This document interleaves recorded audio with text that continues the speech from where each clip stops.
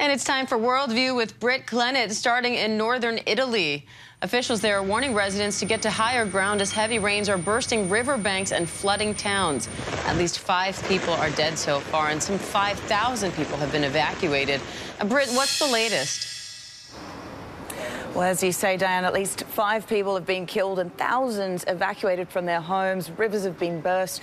Water is surging throughout towns, and farmlands have also been inundated completely. One Italian official actually said in some places they've received half of the average rainfall they normally get in a year in just 36 hours. Now, the dire situation has forced organisers of this weekend's Formula One to call off the race held each year in northern Italy. The F1 saying they made the decision for the sake of the safety of the fans, saying it just wouldn't be right to put extra pressure on emergency workers at this time.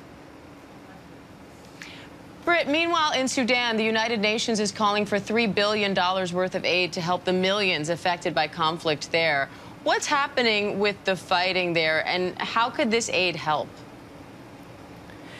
Yeah, well, aid is desperately needed in Sudan. You know, the story is not hitting the headlines like it was last month, but the fighting rages on. You know, this brutal war between 2 military factions is now entering a second month. Nearly 1,000 people have been killed, 1 million people displaced as they flee to neighbouring countries. So really, it is a very dire situation. And, you know, the UN says aid is needed to treat the most vulnerable people who've been caught very much in the crossfire of this war.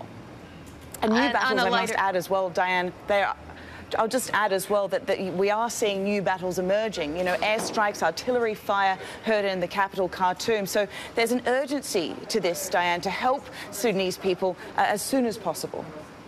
There is, Britt. And on a lighter note, I want to ask you about the situation in Mexico City's subway system. Service was temporarily halted due to a chicken?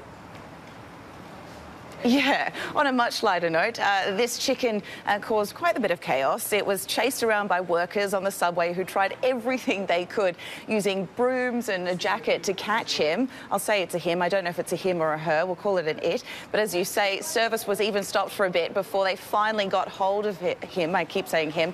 It's not exactly clear why the chicken crossed the track. Maybe he was just trying to get to the other side.